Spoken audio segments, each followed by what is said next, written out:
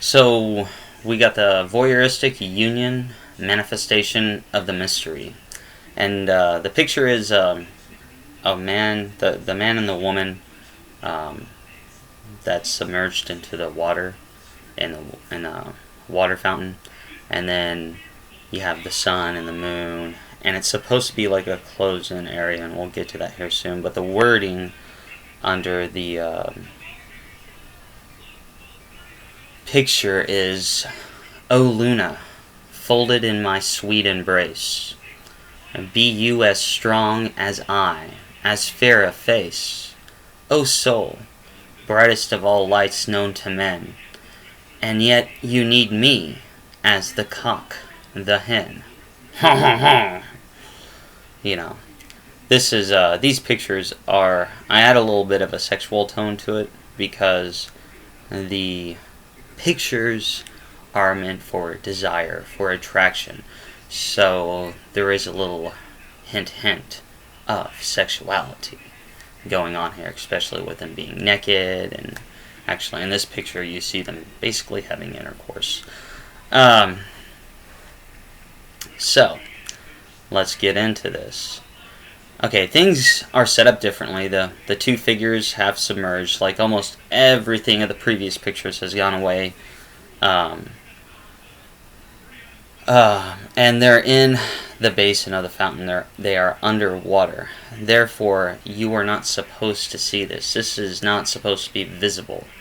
But there's like a cutout, like a little window, that we're able to see into this process. But we're not supposed to see into this process. That's why it's a mystery. And that's why I added the voyeurism to the title, as in like, oh, we're seeing them. You know? Everything, the sun and moon have returned, and they're down below and submerged too. The moon isn't a half moon anymore. It's a full moon, because we're underwater. We're in the moon's territory now, not the sun's territory.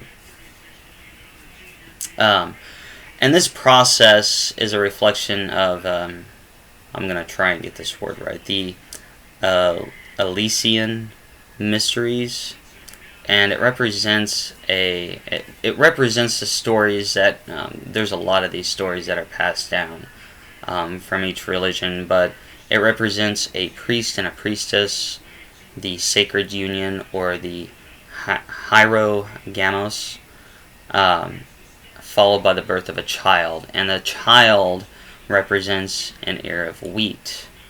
And all this derives from the death and rebirth process that happens in many religions. But we're going to take one main specific example, Dionysius and Osiris, and Dionysus and Osiris, in association to the grain symbol. And there's going to be two other pictures down below along with this one. One of them is going to be showing the Egyptian portion of it, and then another one is going to show a lion with its mouth open eating the sun. And those signify the same things that are going on.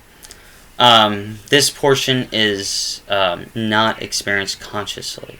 It is lived. The consciousness has kind of like built this story up inside of you, up into this point where it becomes alive and it's acted out in life. And like I was saying too in the last pictures, this can be where the turning point can happen.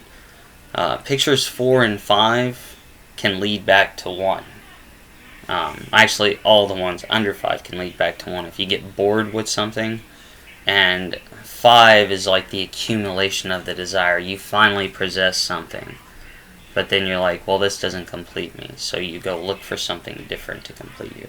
This is like the cycle of chasing the wind that Solomon talks about. You know, you get to this desire, you have this desire, you know, it manifests within you. Oh, I gotta have it, I gotta know it, blah blah blah blah blah. You finally get it, and then you're like, well, this wasn't what I thought it was gonna be.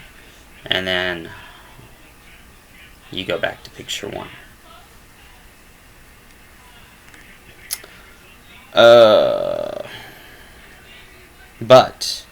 if you are going to advance your consciousness, then there will become that time when you'll be that voyeur that peers inside the psyche, and you're going to be able to see the workings of the consciousness, and you'll understand the opposites. And that's where the next picture will take us, which I won't be getting to until I'm fixing to do the sign of Taurus. So after I do the sun sign of Taurus, I'll be doing pictures 6, 7, 8, 9, and 10. And these next pictures are going to show you how you jump into that enlightened phase, to where you become more enlightened. The process, it's all a suffering process. To live is to suffer, but you don't always have to suffer. You can put an end to it. The only thing is what do you want? Do you want to continue to suffer, or do you not want to continue to suffer?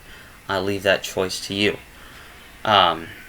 So how this plays out in your psyche, like in dreams, it'll be you'll be having sex, and you'll be having, if you're a man, you'll be having sex with your anima. If you're a woman, you'll be having sex with your animas. If you ever have dreams where that's happening, the intercourse actions, that means you're trying to assimilate something from the unconsciousness. On a relationship levels, it means that you two finally, come together, and it's at this point where you will decide to whether you go to the next stage, which will enlighten your relationship, or you end up getting bored in the relationship and you go and find somebody else. The societal one will be where we're in combat. Things are fixing to take place. This is like the old, Wild West rules of the duel, even though the Wild West really wasn't the Wild West that we envision today, but that's a completely different story. So you in society, the way how you would see it, we'll go back to the impeachment story, which we're not there yet. In order for this to get to this fifth picture, there's going to need to be some kind of combat. And in this case, the place and setting for that combat would be the Senate. And that's where everything will take place, and that'll decide the future of whether America as a nation will progress to picture 6, or will we go back to the Mandela fountain. We'll have to wait and see. Time will tell, as it always does. Time tells and reveals all things, if you pay attention. Let's see here. Okay, so and some other important things to go with this in your dreams. If you're having, when I brought up the whole sex thing, if you're having sex with the same sex in your dreams, that means that you're trying to assimilate something from your shadow. But I would particularly say that would be if you're not gay. If you're gay and you're having sex with the opposite sex, then you're trying to assimilate something in your shadow. So, and the reason I say that is because it's what you fear. Your shadow is what you fear or what you don't want. And so if you're having sex with what you don't want in your dreams, then you're trying to assimilate something in your shadow. So don't ever feel weird if that happens to you in your dreams. And then one of the other things I wanted to mention is that, because we're talking about the beginning of the union is represented by the number 6. It's the union of 3 and 3, and if you want to think about the Hebrew star, or the Star of David, with the triangle, the triangle that points up and the triangle that points down, and they come together. The triangle that points down is female, and the triangle that points up is male. And that's the union of male and female. Alright, well, I feel like I went through these 5 pretty well. And let me tell you, since we're going to be heading into picture 6 after I do Taurus, and I imagine that'll probably take place sometime late in the month of January, is what I'm thinking. Probably the last 2 weeks. So the where was I going with this? Okay, so the main purpose of knowing the Rosarian pictures is like magic in a way. Alright, these pictures represent all the dramas and the process that they go through in life.